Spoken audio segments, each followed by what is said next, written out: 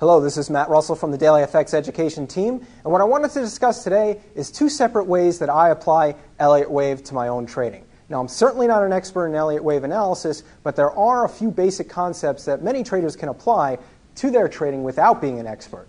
The first thing I wanted to discuss is the difference between impulsive and corrective moves. And it's something that we can always see very simply in the market. Even looking at it, we don't have to do any advanced Elliott wave techniques to find corrective and impulsive price behavior. In very simple terms, an impulsive price move will cover a great distance and occur in a smaller amount of time, whereas a corrective move will cover less price distance but unfold, if you will, in a longer amount of time. So what does that mean in terms of my trading?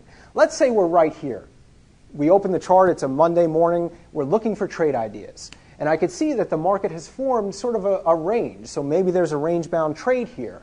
But let me zoom out and see if anything preceded it. And lo and behold, I can count 5 waves to the upside just prior to this range forming. So what that tells me is that there's a good chance that this is a corrective move. And the most important thing it gives me is a directional bias, in this case to the upside, because the price trend prior to the formation of the correction was to the upside. So I would be looking for long trades at clear support levels. That's my favorite method of entry. It could be another method of entry for another trader, such as favorable candlestick patterns. The key point is we have a directional bias to the long side. And what we should not do is enter short trades at clear resistance levels for that reason.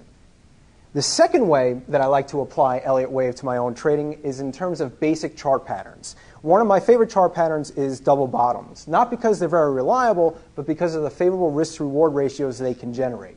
So looking at this chart now, I'm looking for a double bottom, and I haven't applied my Elliott wave theory to the chart yet. And a basic tenet of Elliott wave theory is that wave 2 should not exceed the price level where wave 1 started. So let's say we're right here. And I'm looking at the trade. It's setting up nicely. I'm getting excited for a nice double bottom trade. But I'm going to do some extra analysis for added confirmation. And I look back and I can count 5 waves to the upside. 1, 2, 3, 4, 5. So that means that's an impulsive move.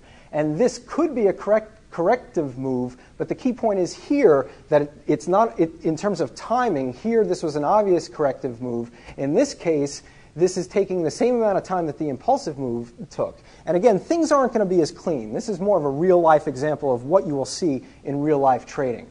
So again, because the basic tenet that I'm using for my trade, that wave 2 should not exceed the price level where wave 1 started, I have 2 confirmations here. I have a simple chart pattern that I'm using as a confirmation for my entry, as well as a basic tenet of Elliott wave theory. Again, that wave 2 should not exceed the level where wave 1 started. So as prices do come down, as long as I can kind of loosely count a correction, this could be an A wave, this could be a B wave top, and prices right now could be in that C wave, I would look to enter at the level of the first low and place my stop maybe 50 to 75 pips beneath that level.